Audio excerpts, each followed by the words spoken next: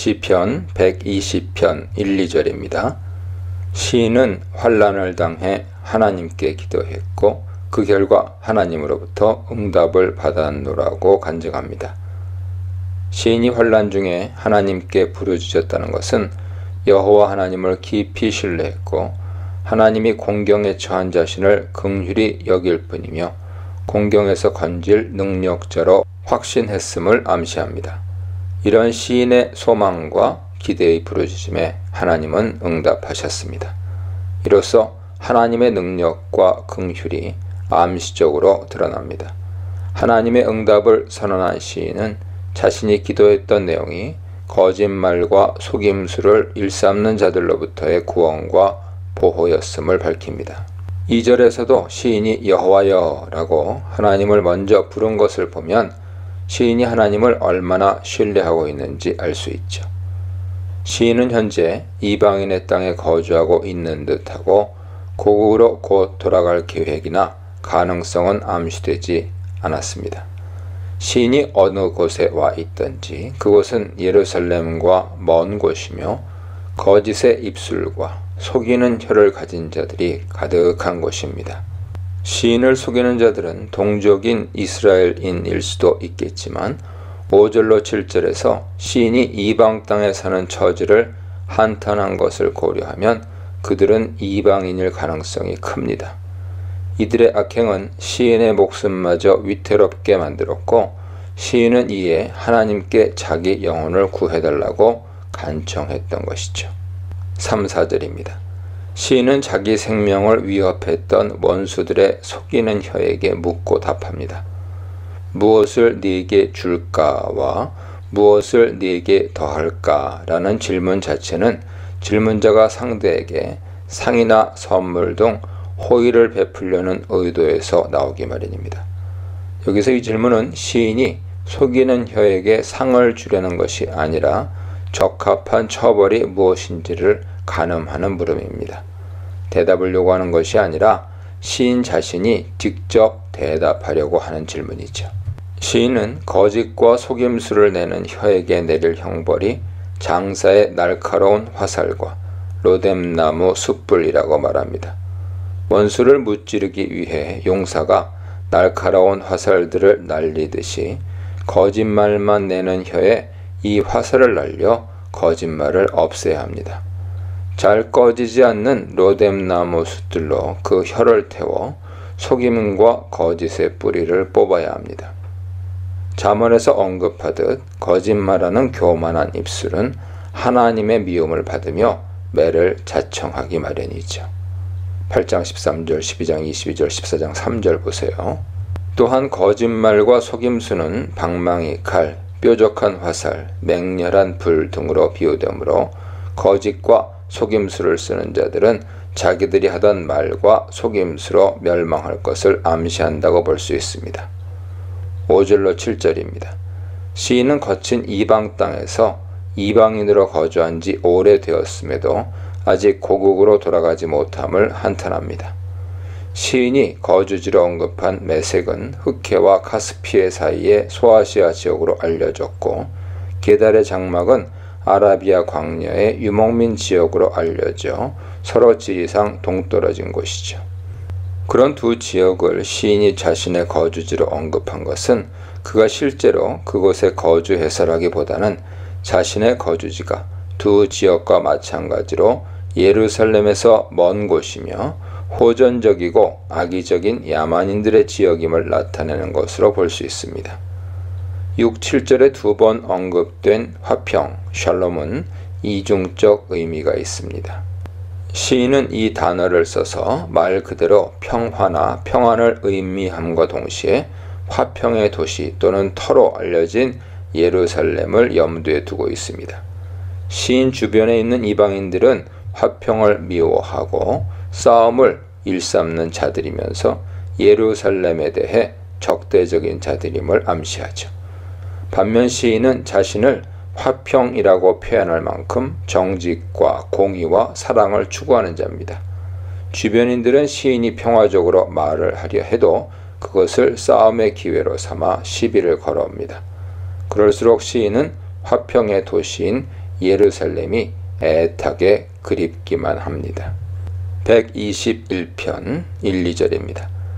여행길에 오른 시인은 산들을 오르내리면서 하나님의 도움을 요청합니다. 시 내용의 목적지가 직접적으로 언급되지 않았으므로 시인이 어느 곳으로 가는지 확실히 알 수는 없으나 이 시의 표제가 성전에 올라가는 시인 점을 고려하면 시인이 하나님께 예배하러 예루살렘 성전을 향해 가는 중이라고 볼 수 있습니다.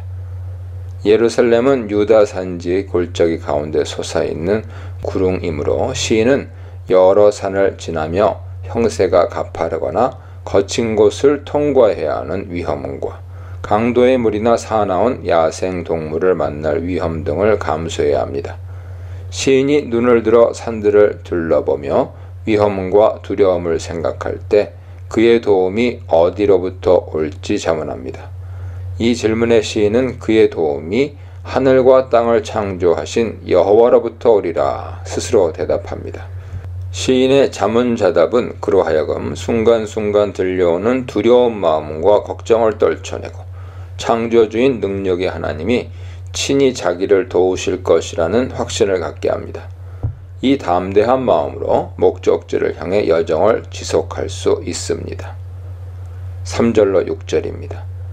시인의 도움이신 창조주 하나님은 시인의 발이 흔들리거나 비틀거리게 두지 않으시는 분이죠. 사람이 평지를 걷는 경우에도 발이 흔들리면 마음먹은 대로 갈 길을 지속하기 어렵게 되는데 산을 오를 때 비틀거린다면 조금만 헛디뎌도 크게 다치거나 목숨까지 잃을 수 있습니다. 그렇기에 하나님은 자신의 도움을 갈망하며 산길을 걷는 시인의 한 걸음 한 걸음을 견고하게 붙들고 위험에 처하지 않게 하실 것입니다. 누군가를 살펴 지킬 때 사람들은 지치기도 하고 졸기도 하겠지만 능력자 하나님은 졸지도 않으시고 신실히 성도를 지키십니다. 그러므로 시인은 여정의 매 순간 하나님의 보호와 안전 속에 거할 수 있습니다. 한편 시인을 지키시는 하나님은 시인과 같은 개인만을 보호하는 분이 아니라 이스라엘 전체를 지켜 보호하시는 분이죠. 시인은 이 사실을 떠올리고 보라 라고 외치며 자기 자신에게 너라고 지칭됐는데요. 이스라엘을 지키시는 하나님은 졸지도 않고 주무시지도 않는 분이라고 선포하며 감격합니다. 하나님은 인생이 아니므로 지치지도 않고 잠을 청할 필요도 없습니다.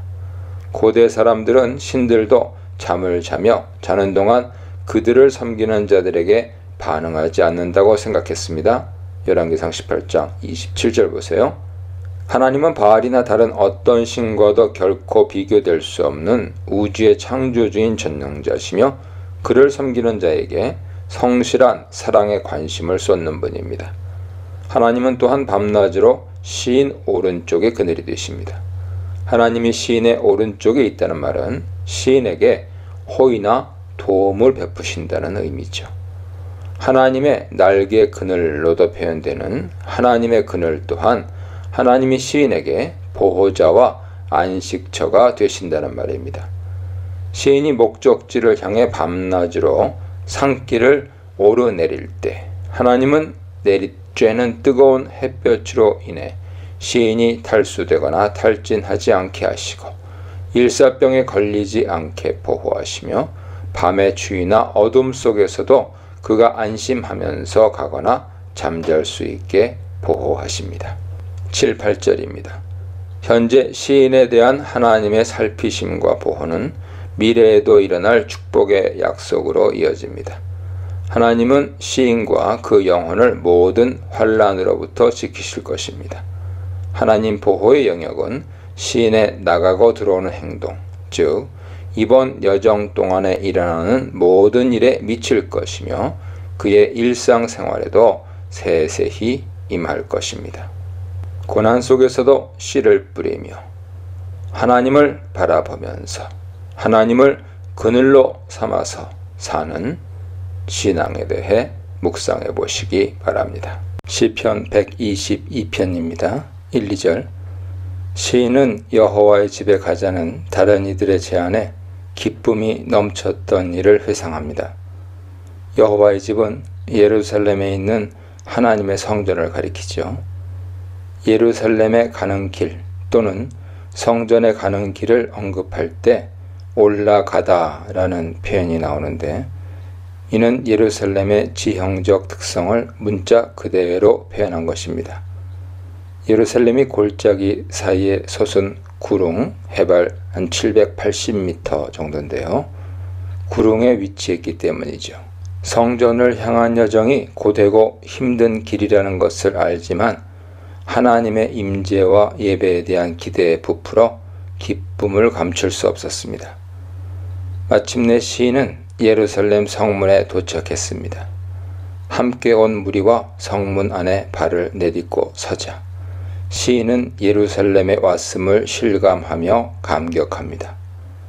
성문은 예루살렘 주민들만 아니라 시인처럼 하나님께 예배하러 온 순례자 무리와 다른 용무로 성을 찾은 자들로 붐빕니다. 또한 백성들의 경제활동이 활발하게 이루어지며 분쟁을 호소하며 판결을 구하는 재판이나 다른 중요한 모임들도 진행되고 있습니다. 무엇보다 예루살렘은 하나님이 친히 자기의 이름을 두고 그의 예배의 터로 선택하신 곳이지 않습니까? 출애굽기 15장 17절, 신명기 12장 5절, 11절 보세요. 하나님의 임재가 깃들어 있는 평화의 도시가 아닙니까?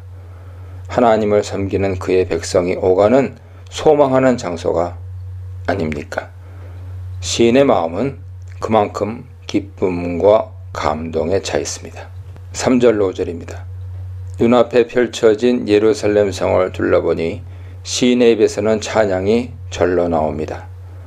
시인은 예루살렘이 오밀조밀하게 짜인 성읍처럼 건설되었다며 감탄합니다. 이 광경은 유다 산맥 언저리에 있는 예루살렘이 성벽으로 둘러싸여 있고 성체를 중심으로 여러 건물이 서로 촘촘히 밀집되어 도시를 형성한 모습을 나타낸 것으로 보입니다. 여기에다 주민들만 아니라 하나님을 예배하러 올라온 여러 지파 무리가 더해져 외형적인 조합만이 아니라 내부적으로도 사회적이며 신앙적인 조합의 모습을 함께 보여줍니다. 시인과 마찬가지로 각 지역의 여러 지파 사람들도 이스라엘의 전례에 따라 무리지어 예루살렘에 올라왔습니다. 시인은 이들이 단순히 이스라엘 지파가 아니라 여호와께서 세운 지파들임을 강조함으로써 하나님과 언약을 맺은 백성임을 각인시킵니다. 이들은 하나님이 각 지파대로 기업으로 주신 땅에서 정착하며 살다가 하나님의 명령에 따라 하나님께 예배하려고 예루살렘을 찾은 자들입니다. 이들이 따른 이스라엘의 전례는 기본적으로 출애굽기 23장 17절 네 모든 남자는 매년 3번씩 주 여호와께 보일지니라에 기초합니다. 하나님이 이스라엘에게 지키도록 명하신 3대 절기는 유월절, 오순절, 초막절로서 출애굽기부터 신명기까지 각 책마다 이 절기들 및 다른 절기들에 관해 기록했습니다. 출애굽기 23장, 레위기 23장, 민수기 28, 29장, 신명기 16장 보세요. 하나님이 지정하신 절기는 대대로 지킬 영원한 규례며 이스라엘은 예루살렘과 각처에서 절기마다 성회로 하나님을 예배하는 의무와 특권을 가집니다. 시인은 자기와 여러 지파 사람이 예루살렘에 온 것은 하나님의 이름에 감사하려는 목적이었다고 설명합니다. 하나님을 향한 예배는 이처럼 감사와 찬양이 우선적이죠. 하나님의 이름에 감사한다는 말은 먼저 하나님만이 예배와 감사의 진정한 대상임을 표현합니다. 이 표현은 구체적으로는 하나님이 어떤 분이신지 또 어떤 놀라운 일을 하셨는지에 대해 감사하고 찬양한다는 뜻이 함축되었습니다. 한편 하나님이 예배 처소로 삼은 예루살렘은 영적 중심지일 뿐 아니라 하나님의 정의가 백성들을 위해 구현되는 사회적 중심지이기도 합니다. 시인은 예루살렘에 하나님의 공정한 심판의 보좌가 놓였음을 언급합니다. 이는 하나님이 이스라엘의 예배를 받으시는 분만이 아니라 이스라엘을 다스리고 통치하시는 왕이심을 상기시킵니다. 그는 또한 이 심판의 보좌가 다윗 왕조에게 맡겨진 점을 떠올립니다. 하나님은 목동이었던 다윗을 데려다 하나님 백성의 주권자로 삼으셨고 다윗과 언약을 맺어 그와 그 후손에게 영원한 왕국을 약속하셨습니다. 그러므로 다윗과 그 후손들은 하나님이 세운 왕의 법도를 따라 온 마음으로 하나님을 경외하며 그의 말씀을 지켜야 했습니다. 이처럼 왕은 하나님과 자신의 관계 안에서 무엇보다 하나님의 말씀에 순종해야 할 의무가 있습니다. 또한 백성과의 관계 안에서는 그들을 의와 공평으로 심판하고 다스려야 할 책임이 있습니다. 그렇게 솔로몬과 같은 지혜의 왕도 그의 기도에서 하나님께 판단력과 지혜를 구하고 하나님이 자신에게 맡긴 백성을 공의로 심판하여 억울함을 풀어주고 압박자를 벌함으로써 하나님이 기대하시는 이상적인 왕의 역할을 감당할 수 있기를 간구합니다. 시편 72편 보세요. 6절로 9절입니다. 시인은 이제 예루살렘을 위해 평안을 구하는 기도를 올립니다. 6절로 9절까지 평안, 샬롬이란 단어가 3차례 언급되며 형통이 2번, 복이 1번 나오고 여기에 평안의 도시인 예루살렘이 2번 나와 전체적으로 평안의 축복이 가득 담겨 있고 평안이란 단어가 귀에 자주 들려옵니다. 시인이 평안을 비는 대상은 그가 최종 목적지 성전에 이르는 동안 순서대로 발을 디딘 곳들과 연결됩니다. 예루살렘 성, 성벽과 성체, 성 안에 있는 사람들, 성전 등의 순서죠. 그는 먼저 자기 자신만 아니라 청중에게 예루살렘의 평안을 구하라고 권유합니다. 시인과 시인의 요구에 따라 예루살렘을 위해 기도하는 자는 예루살렘 성을 사랑하는 자들이죠. 시인은 이들이 하나님께 예루살렘의 평안을 구하면 그들도 마찬가지로 안락이나 형통의 축복을 받을 것이라고 선언합니다. 시인의 이런 선언은 자신과 함께한 순례자들이나 다른 무리로 하여금 예루살렘의 평안을 기원하도록 고무하는 데 목적이 있습니다. 두 번째 시인의 기도는 예루살렘 성벽들, 7절에서 네 성으로 번역됐고요. 성체들 또는 망루들이죠. 7절에서 궁중으로 번역됐습니다. 그것들에 대한 것입니다. 이 간구는 예루살렘 성읍 자체를 지탱하고 방어하는 성벽이나 성체가 견고하기를 구하는 기도므로 곧 예루살렘 성의 평화와 안전만이 아니라 이스라엘 나라 전체의 평화와 안전을 기원하는 간구입니다. 이 기도에는 성벽이나 성체가 보호하고 있는 성읍 주민들의 삶에 평안과 안락함이 지속되기를 원하는 시인의 마음도 함축되었습니다. 세 번째 시인의 기도는 예루살렘 주민과 예루살렘에 찾아온 순례자들의 평안을 위한 기도입니다.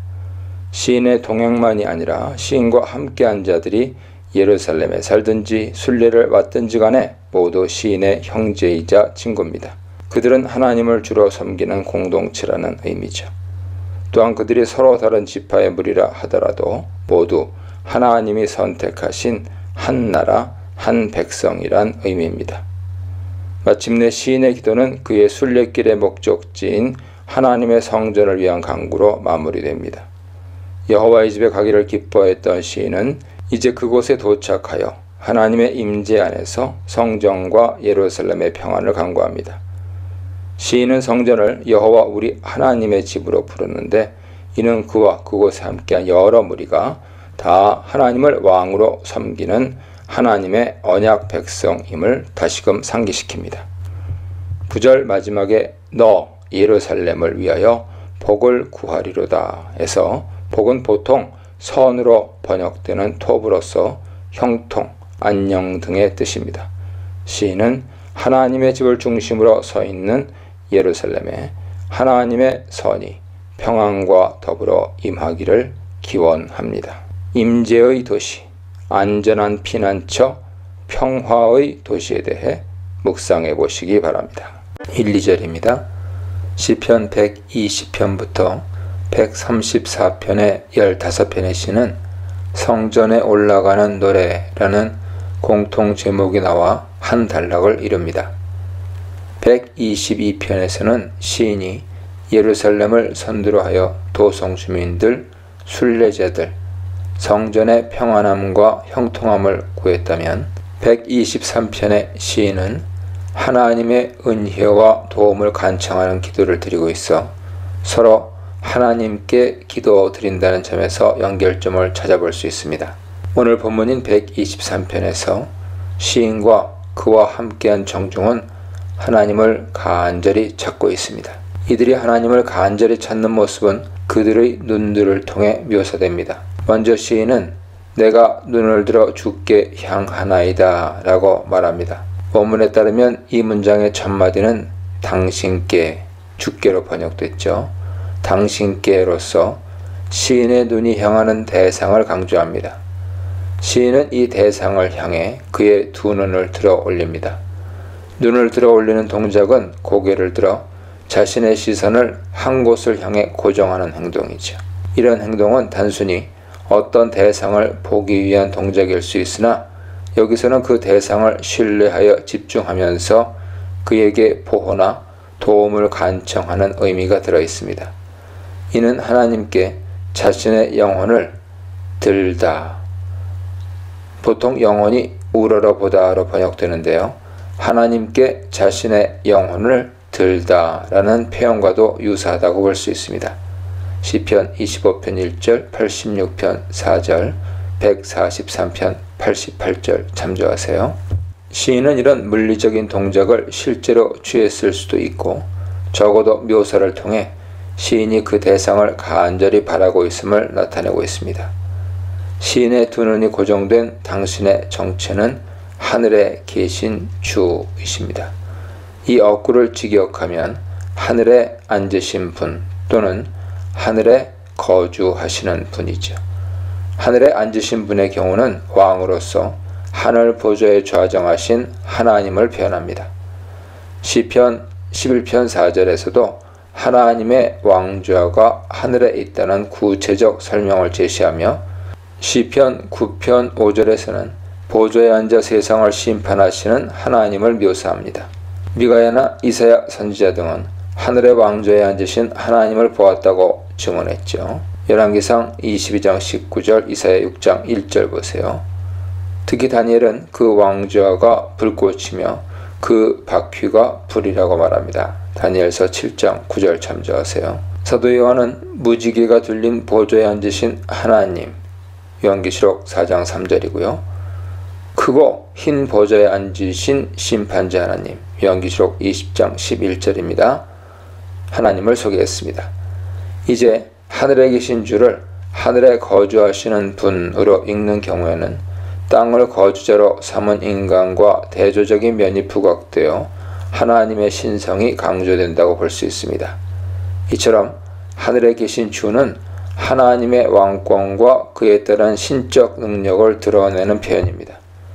이 표현은 시편 2편 4절에서도 나와 세상의 인간 왕들이 꾸미는 계략을 하늘에서 살펴보시는 우주의 왕을 묘사합니다. 한편 시인이 우주의 왕이신 하나님을 향해 눈을 든 모습은 시편 121편에 시인이 하나님 계신 성전을 향해 산길을 오르내리며 산들을 향해 눈을 들어 하나님의 도움을 바라는 모습을 연상시킵니다.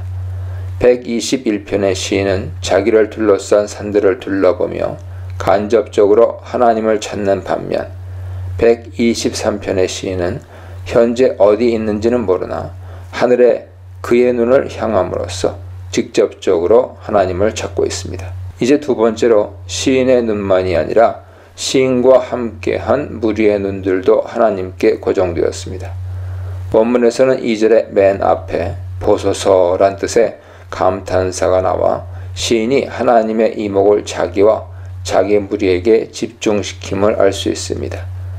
시인은 그와 무리의 시선이 오로지 하나님을 향했음을 하나님이 알아주시기 바랍니다. 이때 시인은 하나님을 여호와 우리 하나님으로 칭합니다. 시인과 함께 하나님께 시선을 든 무리도 하나님이 하늘의 왕이심을 알죠. 그들은 하나님이 단순히 신적 능력을 가진 온 세계의 왕이심만을 인지한 것이 아니라 하나님과 자신들 사이에 밀접한 관계를 인지하고 있습니다. 그들은 하나님이 스스로 있는 자 여호와이심을 알며 여기에는 하나님이 이스라엘과 맺은 언약이 그 기초에 자리 잡고 있습니다. 시인은 자신과 공동체의 하나님을 향한 시선이 마치 남종이나 여종이 그들의 눈을 각기 주인의 손을 향한 것과 같다고 말합니다. 이처럼 시인은 자기 무리를 종들로 비유하고 하나님을 그들의 주인으로 비유합니다. 시인이 백성이나 다른 신분으로 자신과 무리를 대변하지 않고 종으로 비유한 것은 하나님의 지극히 높으심에 비해 자신들의 지극히 낮음을 겸허히 인정하는 것입니다. 이는 이후 3, 4절에서 설명되듯 멸시를 받고 있는 현재 그들의 비참한 상황 또한 암시적으로 나타낸다고 볼 수 있습니다. 또 이 비유는 시인과 무리가 하나님께 시선을 둔 구체적인 동기가 그의 손을 바랐기 때문임을 알려줍니다. 이때 손은 도움, 긍휼, 은혜, 호의 등을 뜻하죠. 이는 주인이 종을 긍휼히 여겨 자비를 베풀고 원하는 것을 들어주듯 하나님이 은혜를 베푸시기를 고대합니다. 2절에 우리에게 은혜 베풀어 주시기를 기다리나이다는 원문을 직역하면 그 하나님께서 우리에게 은혜 베풀어 주실 때까지로서 시인과 무리가 하나님이 은혜를 내려 주실 때까지 자신들의 시선을 다른 데로 돌리지 않을 것임을 표현합니다. 하나님의 은혜를 고대하는 이 공동체의 단호함, 간절함, 기다림과 인내는 하나님이 왕이자 전능하신 분이며 언약의 하나님, 이스라엘의 주인임을 인식한 데서 비롯됩니다. 3, 4절입니다. 3절에서 시인과 무리는 우리에게 은혜를 베푸소서라고 두 번 더 반복하여 하나님의 은혜를 청합니다.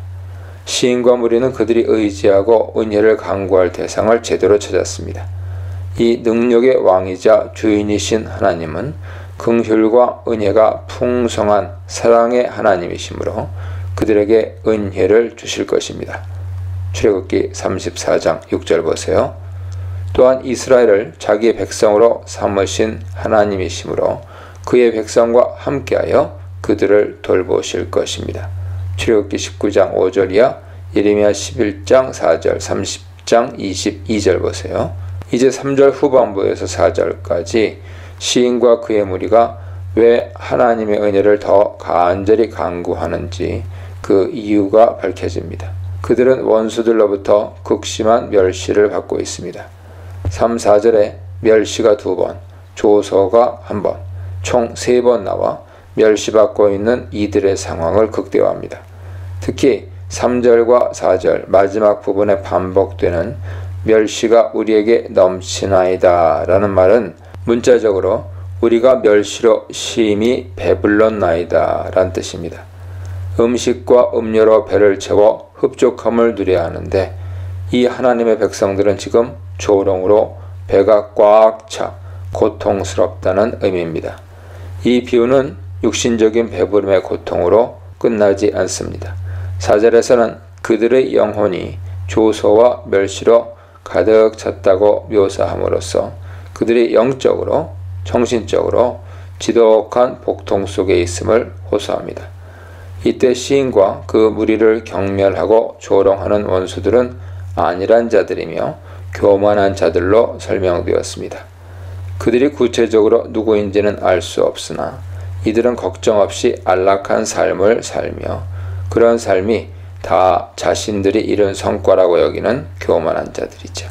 이사야 32장 10절이야 아모스 6장 1절 스가랴 1장 15절 보세요. 이런 자들은 악인의 무리에 속하며 의인의 대적이자 하나님의 대적이 되는 무리입니다.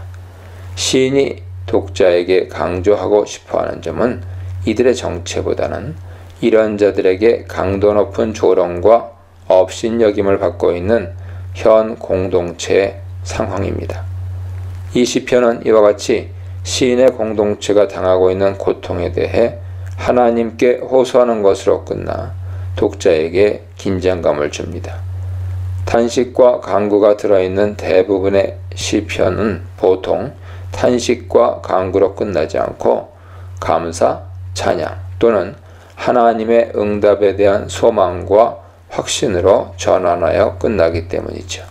시편 6편 8절, 28편 6절, 30편 11절, 64편 7절 등등 참조하세요. 이렇다 해도 그들이 하나님의 구원을 확신하지 않았던 것은 아닙니다. 그들이 하나님의 은혜가 내릴 때까지 하나님께만 시선을 고정하리라고 선언한 점 자체가 하나님이 그들을 악인의 조롱에서 건지실 것을 신뢰한다는 뜻이기 때문입니다. 이 시가 탄식으로 끝났더라도 당시 공동체나 이 시의 독자는 공동체를 향한 하나님의 구원을 충분히 기대할 수 있습니다. 높으신 하나님, 나의 하나님. 적들의 오만한 시선, 나의 하나님을 향한 시선. 사방으로 막힌 형편, 더 선명해진 하나님에 대해 묵상해 보시기 바랍니다.